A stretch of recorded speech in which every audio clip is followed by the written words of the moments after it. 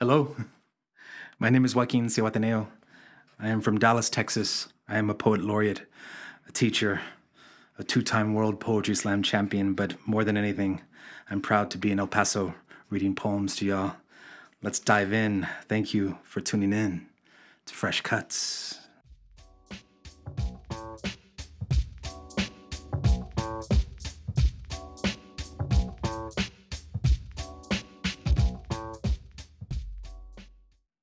This first poem is called Of Muskets and Maíz. Para mi mamá y mi papá también. When he discovered her, my father gave my mother some of that Christopher Columbus type love, conquered her because she was beautiful, stripped her of everything, and left her bare. Not long after this, she would curse his kiss, dig her fingers into his flesh, not like he was the shore after a long journey at sea, but for the sake of red blood on white skin, a violent kind of forgetting, a bloodletting. This is where I come from. This is me. I am a child of muskets and maíz. My grandmother's been coming to me in my dreams for over a year. Not as I knew her, but as a teenager. I saw this photo of my tia Lupe as a teenager, and she looked exactly like my grandmother her whole life. So now I know what my grandmother looks like as a teenager because of that photo of my tia. And she was talking to me for years. There's a section in my new book, Occupy Whiteness, called Juanita Speaks. My abuelita Juanita. This is for her. Maybe everything in this book is for her. This is called Este acto de tomar. This act of taking.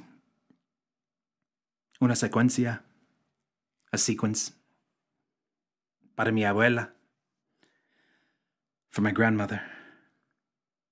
Ella dijo que solo un hombre podía concebir una trinidad formada por un padre, un hijo y el fantasma del hijo asesinado. She said only a man could conceive a trinity formed of a father, a son, and the ghost of the slain son. Ella dijo que una de esas trinidades es imposible. She said one such trinity is impossible.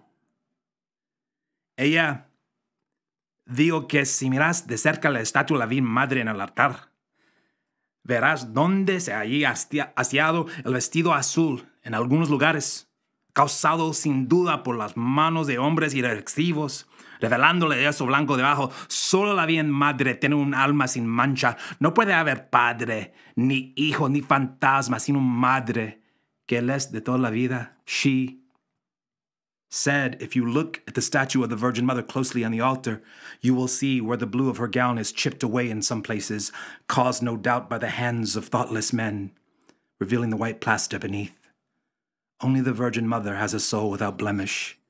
There can be no father, no son, no ghost, without a mother to give them all life. Ella dijo que vendrán y nos quitaron todo esto. She said they will come and take all of this from us.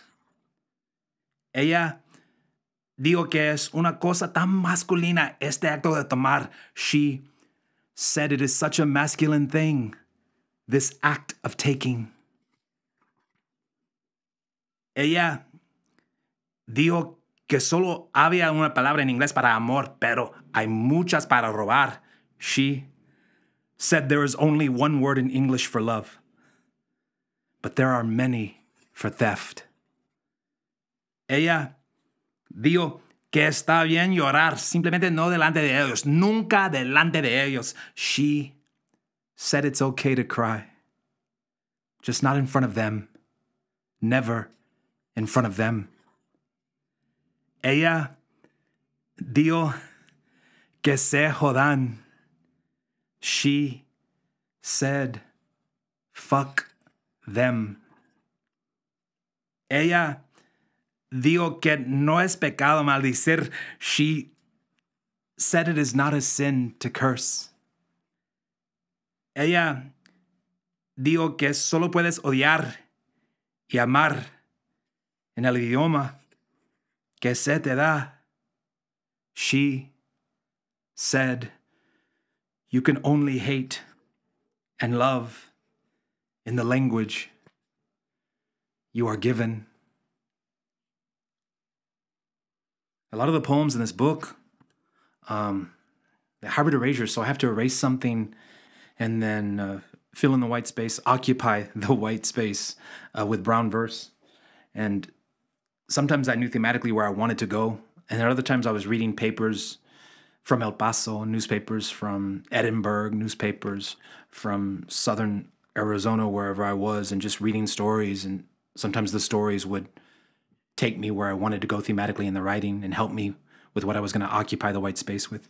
This one came from a newspaper article that I read that I knew I had to write about this in some kind of erasure, in some kind of hybrid erasure that I would erase and destroy and then occupy and fill in the space. Trying to take something that originally was ugly and transform it into something that was beautiful. The source being ugly, the book that I erased, and the theme, the topic, the newspaper article being ugly, and I'm trying to erase all that and find some semblance of beauty in all of it. But this is called Wake. Night falls. The river churns, groans. The woman stands on the bottomland, enters slowly. Rain comes, brings with it wind, the waves slapping her. She feels the full weight of the small bundle in her right hand, the large sack in her left. Realizes quickly she cannot make it across the river. Swims for the small island that separates the two countries, here and there. Call the island nowhere, but the water has made both parcels so cumbersome, impossibly heavy. Floats on her back to catch her breath, watches the once silent sky explode overhead, holds them both oh so tightly, the load she carries, the weight of them pulling her under. She tries so hard, everything she holds dear, clenched in her right and left hands, futile attempts to pull them into her, wind-whipped. Her once vice-like grip weakens. She knows the river has them in its grip. She cannot go on. Call it instinct. Panicked desperation lets her left hand open slowly. The larger of the two sinks quickly into the river's muddy waters that will be more gold than brown. When morning comes, a storm that will never pass, and still the woman shrieks, wails in agony, her mouth, throat, lungs begin to fill with river water. She pulls the smaller of the two bags into her chest. The water, with its umber tint, takes them both where it will, beyond the shoal, to the river island, where she will lay the small sack down, crawl back to the river's edge, the darkness, screaming for what is gone and what is left. She falls unconscious. She will wake to chest compressions, the sensation of life being blown into her mouth, throat, lungs, a violent cough. The body purges, water. Turn her head to the side, in the direction of the small bundle. She will live, but not really. The waves, the poems break, the truth, and all that lies in the wake. It has taken me this long because I so desperately want the bundles to be sacks filled with photos, a cell phone, the family Bible, a pair of shoes, and not her 3-year-old son who clings to life, and her 9-year-old daughter lost to the water. You can find these poems in my book, Occupy Whiteness. It's out now from Deep Vellum Press. You can find it by going to deepvellum.org, typing in my name in the book, Occupy Whiteness.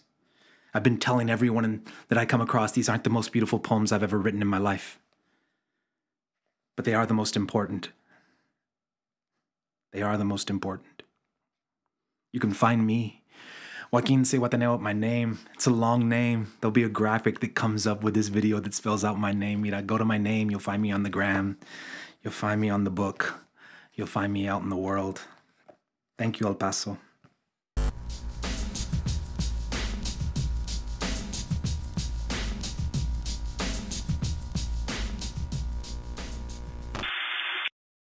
We recorded some poems.